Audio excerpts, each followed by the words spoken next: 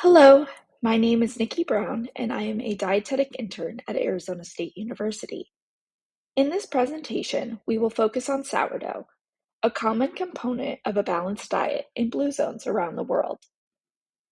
We will begin by discussing a brief overview of how sourdough bread fits into blue zones. Next, we will dive into more specifics about what sourdough is, as well as some of the associated health benefits, and the connection aspect of sourdough. Lastly, we will talk about ways to incorporate sourdough bread into your diet and how not all sourdough is created equal.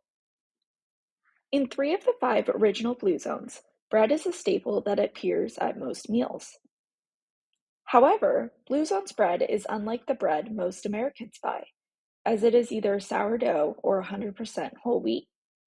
Unlike most commercially available breads, which start with bleached flour and quickly metabolize into sugar, sourdough bread does not. Sourdough bread is a naturally leavened bread made without commercial yeast. Instead, it utilizes a starter, which is a fermented mixture of flour and water, which contains wild yeast and lactic acid bacteria. These bacteria, also called lactobacilli, digest the starches and gluten. This process also creates an acid, the sour in sourdough bread. The result is bread with less gluten than even the breads labeled gluten-free. It also has a longer shelf life and a pleasantly sour taste that most people enjoy. Now we are going to discuss some of the health benefits associated with sourdough.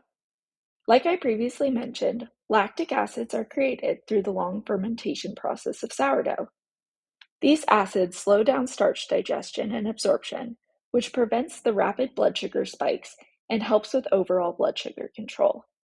Because of this, sourdough provides a steady, long-lasting energy supply throughout the day. Next, we are going to discuss how sourdough affects gut health. The long fermentation process also makes sourdough a great source of prebiotics. Prebiotics are the fiber that feeds the good bacteria in the digestive system. Now you may be wondering, what is the difference between prebiotics and probiotics? Probiotics are live microorganisms or good bacteria that boost gut flora, whereas prebiotics are non-digestible dietary fibers that act as fuel for those bacteria. I find it easiest to think of probiotics as the seeds and prebiotics as the soil and water. You need both for a thriving gut. Prebiotics in sourdough are often linked to better digestibility because the fermentation process pre-digests starches and proteins, reducing the digestive burden on the body. Next, we are going to discuss the benefits of sourdough on nutrient absorption. Phytic acid is a natural compound found in plant seeds, grains, legumes, and nuts, serving as the primary storage form of phosphorus. Phytic acid is known as an anti-nutrient, as it can bind to minerals like iron, zinc, calcium, and magnesium, inhibiting their absorption. The lactic acid bacteria in sourdough degrade phytic acid during fermentation, enhancing the bioavailability of these essential minerals. This means that consuming sourdough bread may lead to better nutrient absorption than consuming non-fermented breads. Sourdough bread isn't just about nutrition. It's also deeply tied to connection, culture, and community. To start off, let's talk about connection. Making sourdough bread is a slow, intentional process. Baking with others, teaching and learning together, and being present and mindful are all common components of the connection aspect of sourdough. Also, sourdough has been made for thousands of years using simple ingredients and natural fermentation. Making sourdough creates tradition and preserves cultural food practices. Lastly, sourdough has a social ecosystem through online groups and forums, as well as local baking classes and workshops.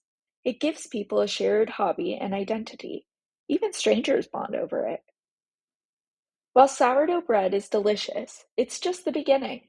There are so many creative ways to enjoy sourdough. Sourdough starter can be incorporated into a variety of goods, including crackers, muffins, pretzels, tortillas, pizza crust, and more. Sourdough starter not only adds a unique touch to your favorite recipes, but it also offers health benefits, like the ones we just discussed, thanks to its natural fermentation process. Lastly, it's important to note that not all sourdough is created equal. Be aware that commercial sourdough bread found in the grocery store can be very different from traditional homemade sourdough.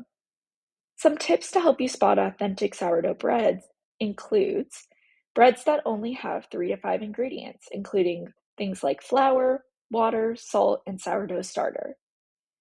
Traditional sourdough also does not contain commercial yeast, such as baker's yeast or instant yeast, in the ingredient list.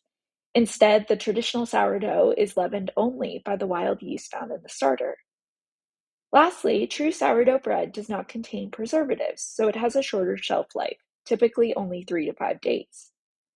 A good place to find true sourdough bread is at a local bakery or at the farmer's market. Or you can even buy a starter and make your own at home. Thank you again for joining me today. Our next video in the series will cover how to make your own sourdough bread. Also, please scan the QR code to visit our website and get involved with the Blue Zones Project Scottsdale.